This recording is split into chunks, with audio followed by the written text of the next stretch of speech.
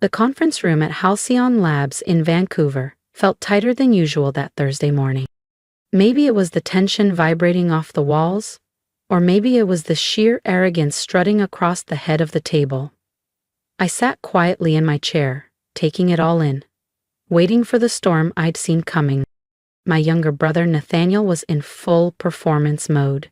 Tailored suit, gleaming smile, and a voice that practically dripped with entitlement. He even had the nerve to bring back up 2 corporate lawyers from Fenway and Price, and our mother, who beamed like he'd just cured cancer instead of plotting a corporate ambush. "Delia," he said, all syrup and smugness, "thanks for pulling everyone together so quickly." I nodded slightly, noting the puzzled glances from my board members. These were people who stood by me 6 years ago when Halcyon was a one-woman dream in a borrowed university lab.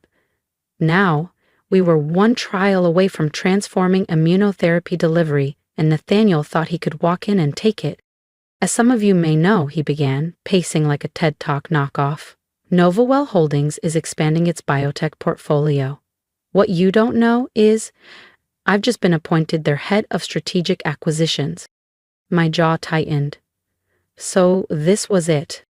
"I've thoroughly reviewed Halcyon's financials," he continued, snapping his fingers so one of his lawyers could pass around glossy folders. "And while the science is promising, the operation lacks scale. Novawell can provide the capital and structure you desperately need." Dr. Irene Coe, my lead research partner, raised an eyebrow. "We're weeks from beginning phase 1 clinical trials." Nathaniel shrugged. "Even so, let's be honest, Delia's little science fair needs adult management now." I said nothing. I'd heard it all before. When I chose biochemistry over corporate finance. When I spent my inheritance on high-risk clinical testing instead of condos in. When I missed his engagement party to finalize our first peer-reviewed submission. "The deal's generous," he added. "Novawell will retain all current staff and absorb your IP. Delia will retain a consulting title with flexible hours." "Of course," I murmured. He grinned. "Congratulations, sis, your little company is mine now." His lawyer stepped forward, opening a thick leather folder with a rehearsed flourish. Then came the silence, not just from the room, but from the lawyer. This is irregular," the man muttered, flipping again. "Delia retained personal patent control over all proprietary delivery mechanisms." Nathaniel's smile cracked. I leaned forward. "You should have checked who actually owned the science before you tried to sell it." Nathaniel's confident grin cracked. "There must be some mistake," he muttered, glancing sharply at his lawyer. "Is there?" I asked, my voice steady as I spoke for the first time in the meeting. His attorney flipped through the folders, eyes darting back and forth.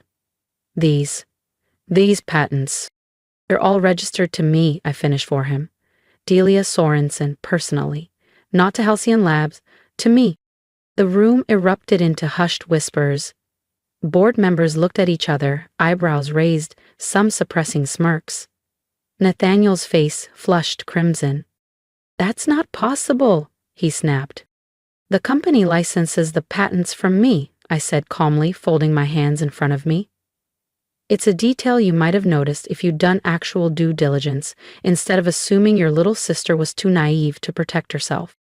I rose to my feet, straightening the sleek black dress I'd worn with quiet purpose. "Every breakthrough, every innovation, every molecular delivery method that makes our therapy platform revolutionary, I own them personally." I took a breath. "The licensing agreement was filed with the Canadian Intellectual Property Office 3 years ago." Nathaniel turned to our mother, suddenly rattled. "Did you know about this?" She looked down at the table, her voice barely audible. I assumed you checked. You said you reviewed everything." "Oh, he reviewed what he wanted to see," I said, tapping my tablet screen, the documents illuminating in front of me. "Just like always. While you two were busy underestimating me, I was building safeguards." I turned to the board, their attention locked on me now. Given this attempted hostile acquisition, I moved to suspend this meeting. We'll reconvene after our legal team evaluates Mr. Sorensen's proposal. Several members were already standing, nodding briskly, gathering their things. Seasoned executives, They knew when a meeting was over and when a takeover had backfired. "You can't do this," Nathaniel said, his voice cracking as he stepped forward. "Novawell has already announced the acquisition to their shareholders." I smiled. For real this time. "Actually, I can," and I did. I walked toward the door, then paused and turned back. "Oh, and about that consulting position you offered me?" I held his eyes. I declined. Behind me, the thud of his briefcase hitting the floor echoed through the hallway. My phone buzzed. A message from Dr. Ko. That was magnificent. But what now? I typed back, "Now? Now we show them exactly what they tried to steal." Because while Nathaniel was busy playing power games in polished boardrooms, I was changing the world. And I was just getting started. On the main screen, our most recent clinical trial results glowed with possibility. Data that could redefine cancer treatment. Data that belonged to me. My phone buzzed again. "Dad, this time, we need to talk." I let it go to voicemail. They'd had years to talk, years to listen, years to understand what I was building. Now they could wait while I finished what I started. Because sometimes the quietest person in the room isn't silent because they have nothing to say. They're silent because they're too busy changing the world to waste breath on people who never cared to listen. And I had a world to change. The next morning, Novawell Holdings stock opened down 15%. The headlines were relentless. Acquisition collapse at Novawell, patent oversight shakes shareholder confidence. Sorensen outmaneuvers corporate bit, biotech world watches in awe. I read them while reviewing cell images under the lab's microscope, the low hum of equipment grounding me. The intercom crackled. "Dr. Sorensen," Julia said, my research coordinator. "Your father's here again." I sighed. "Anything else?" She hesitated. "The National Immunology Authority just called. They want to fast-track our approval application." I smiled. I had sent the encrypted trial files to the NA myself at midnight. "How interesting," I said softly. "Tell my father he gets 10 minutes. He looked smaller, standing in my lab. The legendary Thomas Sorensen, venture capitalist and biotech kingmaker, now surrounded by machines he once called a waste of money.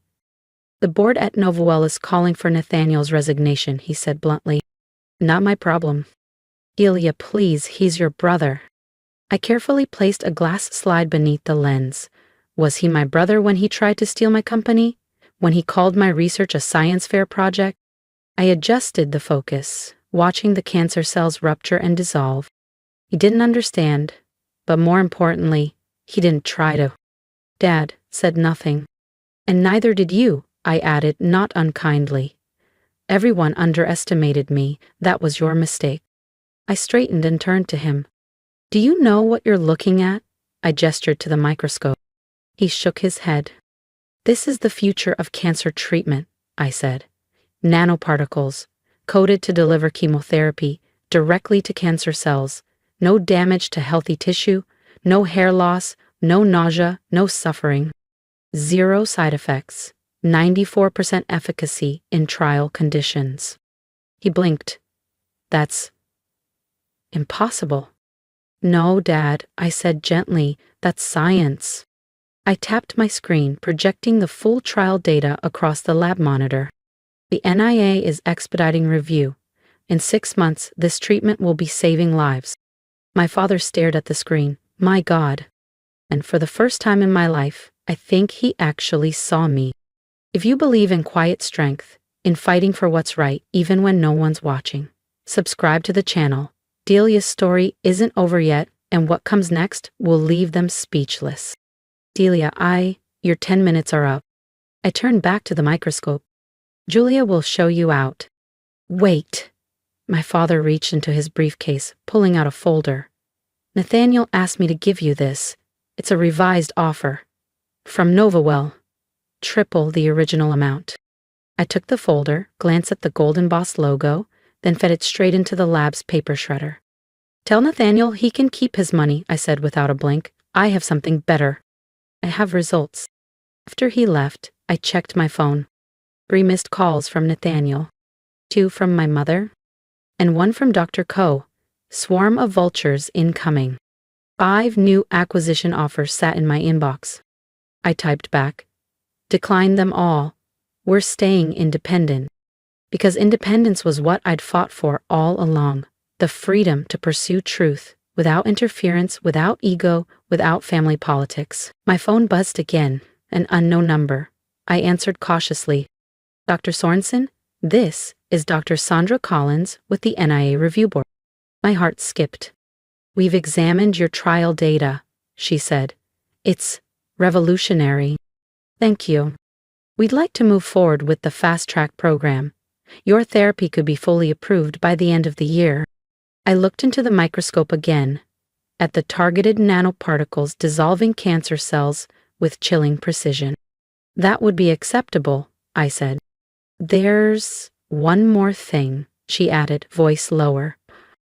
The Nobel Committee has requested your full research documentation. I sat down slowly. The Nobel Prize. Not for me, but for the lives we'd save. I'll have everything sent over by tonight.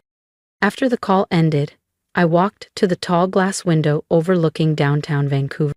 From here, I could see the Nova Well building just a few blocks away. I wondered if Nathaniel was still up there, packing up the remnants of his ambition. In the reflection, I caught sight of my own face.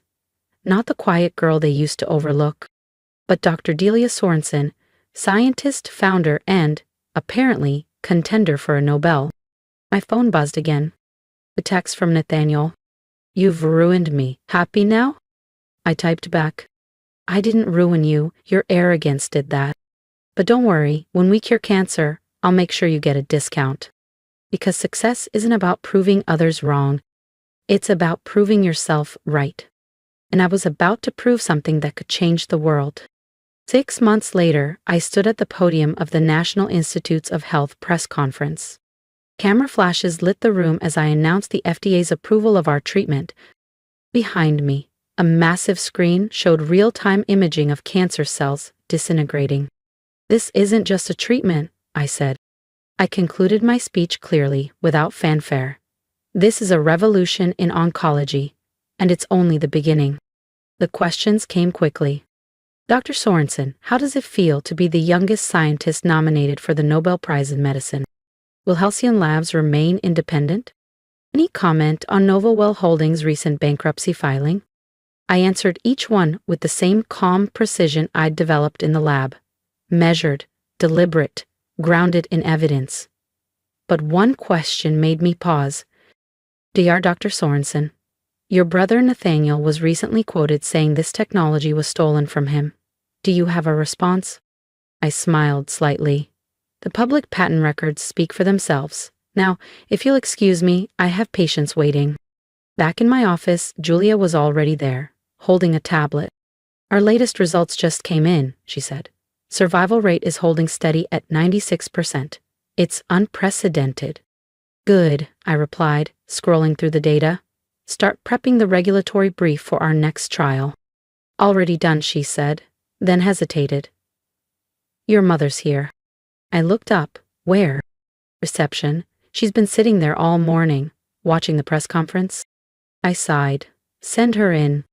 She hadn't changed much, still immaculately dressed, still the same composed posture, but something in her expression had shifted. She looked around my office, slowly, pausing at the framed patents, the international awards, the portrait of our founding team. I saw you on TV, she said softly. You were remarkable. Thank you. Nathaniel's not doing well, she said, almost like a confession. Your father's trying to find him a role at one of the holding firms. He's struggling. I know. She twisted her wedding ring, just like she used to when I was a kid and she was trying to mask discomfort. He never meant to hurt you. Yes, he did. I met her eyes. He meant to erase me, because none of you believed I could build anything worth keeping. She swallowed. We were wrong. She reached into her handbag and pulled out a worn photograph. Me, age 7, in oversized goggles, balancing beakers from my first chemistry set. You were always different, she whispered. So quiet, So curious. We should have seen what you were becoming. You saw what you wanted to see, I said gently. A girl who should have been more like her loud, charming brother. You never thought I had ambitions of my own.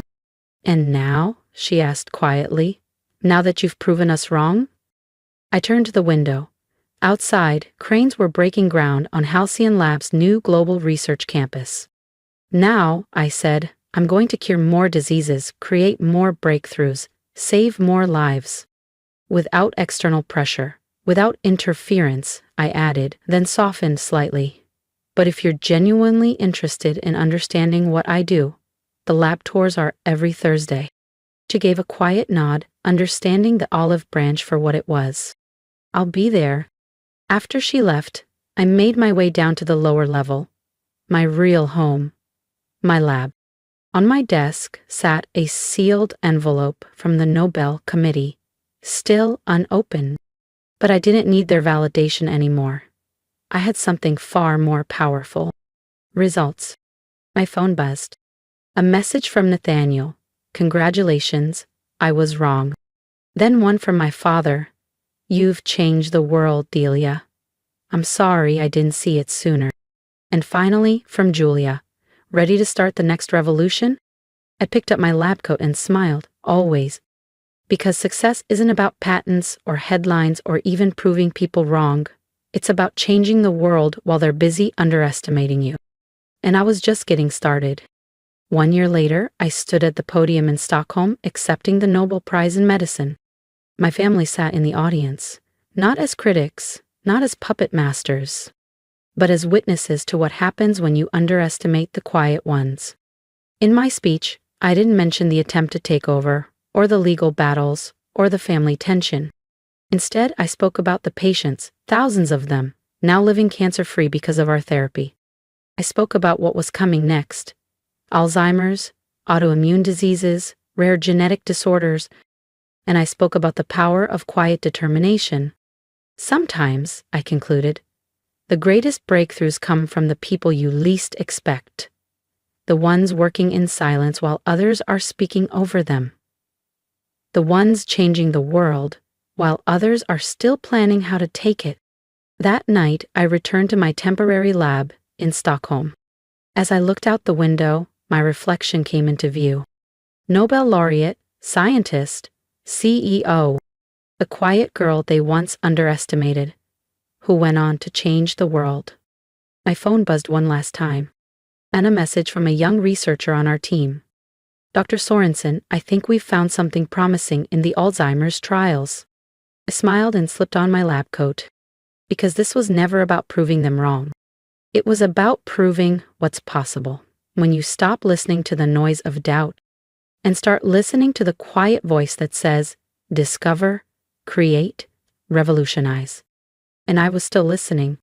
If my story resonated with you, even just a little, I hope you'll take a moment to subscribe to this channel, not just for me, but for every quiet fighter out there who's building something the world doesn't see yet. Leave a comment below. Tell me what you would say to someone who underestimated you. Or tell me what you would say to your own younger self, the one who doubted, hesitated, or stayed silent when they should have stepped forward. I read every word. And here's what I've learned, the one thing I hope you'll take with you today. You don't need to be loud to be powerful. You don't need to be approved of to be right. And you don't need to fit the world's expectations to change it. Whether you're in a lab, a studio, a classroom, or your own kitchen table, you are allowed to dream radically, work quietly, and rise fully on your own terms. So stay focused, stay steady, let them talk. Because while they're busy doubting you, you just might be building the future.